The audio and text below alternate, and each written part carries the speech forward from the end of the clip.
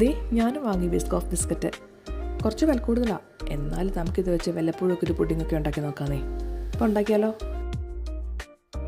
ഇത് നമ്മുടെ കാപ്പിപ്പൊടി ഇല്ലേ, നെസ്കഫേ, അത് ചൂടുവെള്ളത്തിൽ ഇങ്ങനെ തിക്കായിട്ട് ഇങ്ങനെ കട്ടിയായിട്ട് മിക്സ് ചെയ്ത് വെച്ചാണത്, കുറച്ച് കടുപ്പത്തിൽ. അതിലേക്ക് ബിസ്ക്കറ്റ് ഡിപ്പ് ചെയ്തിട്ട് ഈ പാത്രത്തിൽ ഫസ്റ്റ് ലെയറായിട്ട് വെച്ച് കൊടുത്തു. പിന്നെ ഒരു വിപ്പിംഗ് ക്രീമാണ് എടുത്തത്. ഞാനത് വിപ്പ് ചെയ്യാൻ സത്യം പറഞ്ഞാൽ വിട്ടുപോയി. അതിലേക്ക് ബിസ്കോഫിൻ്റെ ബിസ്ക്കറ്റ് പൊടിച്ചതും കൂടി മിക്സ് ചെയ്തിട്ട് ആ ഒരു മിക്സ്ചർ ഞാൻ അടുത്ത ലെയറായിട്ട് വെച്ച് കൊടുത്തു. പിന്നെ ഒരു ലെയർ ബിസ്ക്കറ്റ് വെച്ചു, പക്ഷെ അത് കോഫിയിൽ ഡിപ്പ് ചെയ്തിട്ടില്ല. ആ ഗ്യാപ്പിലെല്ലാം ഈ ബിസ്ക്കറ്റ് ഇങ്ങനെ പൊടിച്ച പീസുകളെല്ലാം വെച്ചിട്ടുണ്ട്. ബാക്കിയുള്ള ആ ക്രീം മിക്സും കൂടി അതിലേക്ക് ഒരു ലെയറായിട്ട് ഇട്ട് കൊടുത്തു.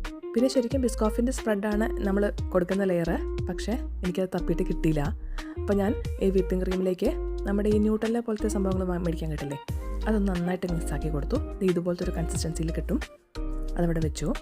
ഒരു ലെയറും കൂടി ബിസ്ക്കറ്റ് വെച്ചിട്ടുണ്ട്. എൻ്റെ പാത്രത്തിന് ഹൈറ്റ് കൂടുതലായതുകൊണ്ടാണ് കേട്ടോ ഞാൻ ഈ മൂന്നാമത്തെ ലെയർ ബിസ്ക്കറ്റ് വെച്ചത്.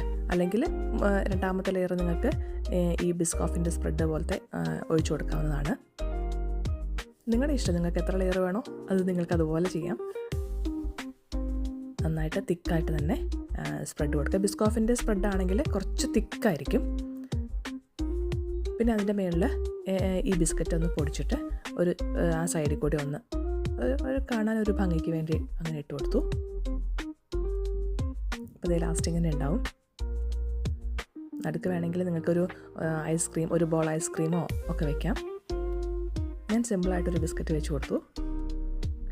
ഇത് ഒന്നുകിൽ 20 മിനിറ്റ് ഫ്രീസറിൽ വയ്ക്കുക, അല്ലെങ്കിൽ 2 മണിക്കൂർ ഫ്രിഡ്ജിൽ താഴെ ഭാഗത്ത് വയ്ക്കുക.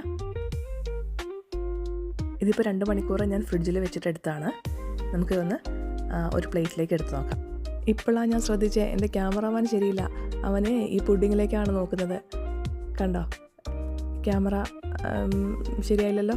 പക്ഷേ എന്തൊക്കെ പറഞ്ഞാലും അടിപൊളി ടേസ്റ്റാണ്. ബിസ്ക്കറ്റ് കിട്ടി ഉണ്ടാക്കാൻ മറക്കല്ലേ. അപ്പോൾ അടുത്ത വീഡിയോയിൽ കാണാം. ബൈ.